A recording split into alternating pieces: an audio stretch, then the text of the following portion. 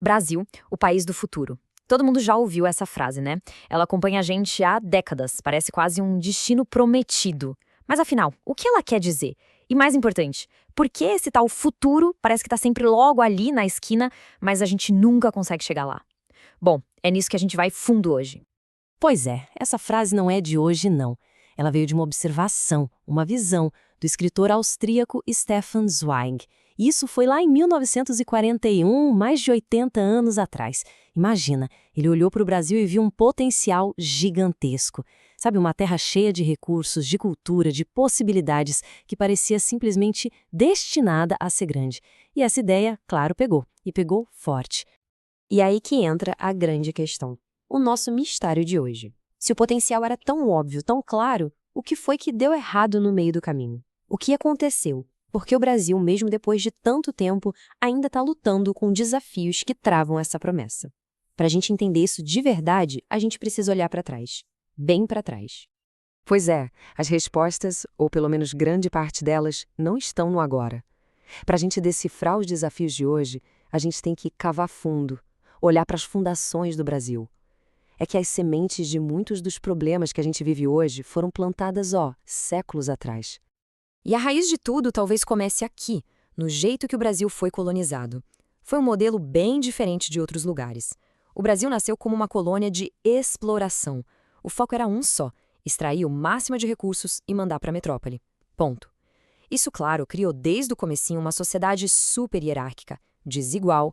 É totalmente o oposto do que a gente vê num modelo de povoamento, onde a ideia era construir uma sociedade nova do zero. E se tem um fator histórico que marca o Brasil de forma profunda, é este: 1888. É o ano em que a escravidão finalmente foi abolida. O Brasil foi um dos últimos países do mundo a fazer isso. E o impacto de séculos de escravidão na nossa estrutura social, na desigualdade, isso a gente sente e muito até hoje. Certo. Agora vamos pular para o presente e ver como essa herança, todo esse passado, aparece nos problemas bem concretos que o Brasil encara hoje. Porque o passado não está morto e enterrado, não. Ele está aqui, vivinho, moldando os nossos desafios de agora. Então, o ponto é que toda aquela base histórica que a gente viu, ela se transforma nisso aqui, nos sintomas que a gente conhece bem.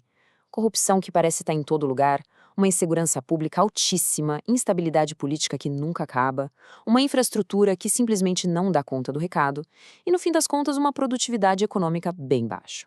Mas olha, no meio de tudo isso, as fontes que analisamos apontam para um problema que seria o coração de todos os outros. E esse coração do problema, esse ponto central, é a educação. É aqui que a coisa aperta. As análises são muito claras nisso. A educação de qualidade é aquela base, sabe? O alicerce que nunca foi construído direito no Brasil. E essa falha é o que acaba alimentando um monte daqueles outros problemas que a gente listou. E a questão não é nem o acesso à escola, que hoje em dia é quase para todo mundo. O problema de verdade é o abismo, a diferença brutal de qualidade entre o ensino público e o privado.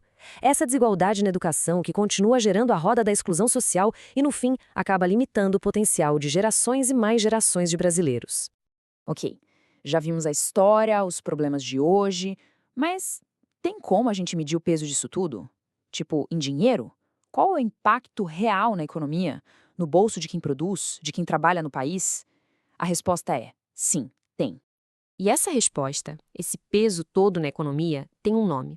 É um conceito que resume tudo isso. Economistas, empresários, todo mundo chama de custo Brasil. É aqui que o nosso diagnóstico fica bem claro. O custo Brasil, então, é basicamente a soma de todos os problemas que a gente conversou até agora, mas traduzido em dinheiro e dificuldade. É um nome para aquele pacote de coisas que fazem com que produzir qualquer coisa no Brasil, qualquer coisa mesmo, de um parafuso a um avião, seja muito mais caro e complicado do que em outros países. Bora detalhar isso um pouco mais. O que forma o custo Brasil? Bom, primeiro, uma burocracia e um sistema de impostos que são tão complicados que as empresas gastam mais tempo e dinheiro tentando entender as regras do que inovando. Segundo, uma infraestrutura ruim, que faz o custo para transportar qualquer coisa ser altíssimo. Terceiro, impostos que pesam demais na produção. Some a isso uma insegurança jurídica que deixa qualquer investidor com o pé atrás. E para fechar, aquela baixa produtividade da mão de obra que a gente falou, consequência da educação fraca. Cada um desses pontos é uma camada a mais de custo e de problema. E o pior de tudo é que o custo Brasil não é só um número, um problema parado. Não, ele cria um ciclo vicioso, sabe? Uma armadilha que prende a economia e não deixa o país crescer de um jeito forte e contínuo. Funciona mais ou menos assim, ó. Com custos tão altos, os produtos brasileiros perdem competitividade lá fora e aqui dentro. Se a competitividade é baixa e o cenário é incerto, ninguém quer investir, nem o brasileiro nem o estrangeiro. Sem investimento, não tem dinheiro para inovação, para criar coisas novas, e no final, todos esses custos extras vão parar onde? No preço final dos produtos, o que gera mais inflação. É uma coisa alimentando a outra sem parar. E na prática, o que isso significa para uma empresa? Significa que uma parte gigante do dinheiro e do tempo dela vai embora só para lidar com burocracia, com logística complicada e para pagar imposto. Pensa só.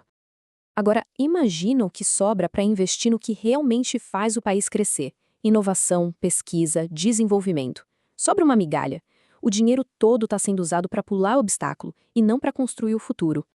Ok, então chegamos à pergunta que vale 1 milhão. Como é que a gente quebra esse ciclo? Como é que se faz para, finalmente, transformar todo aquele potencial em realidade e construir de vez aquele futuro que o Stefan Zweig imaginou lá atrás?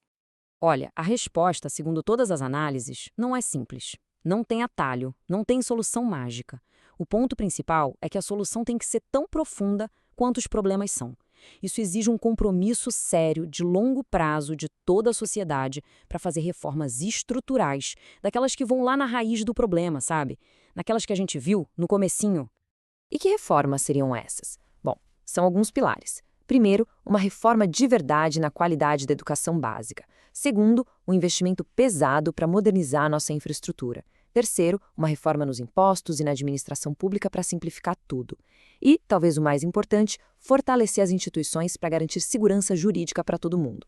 É basicamente desmontar o custo Brasil, peça por peça. E a gente termina com a questão que fica no ar. Superar desafios tão antigos, tão enraizados, exige uma visão de futuro e um acordo entre políticos e a sociedade que, convenhamos, é muito difícil de conseguir. A grande dúvida que fica é: será que o Brasil vai finalmente conseguir se unir para construir essas bases, para, enfim, destravar esse futuro prometido e transformar a promessa de país do futuro em país do presente? Bom, essa é uma resposta que ainda está sendo escrita.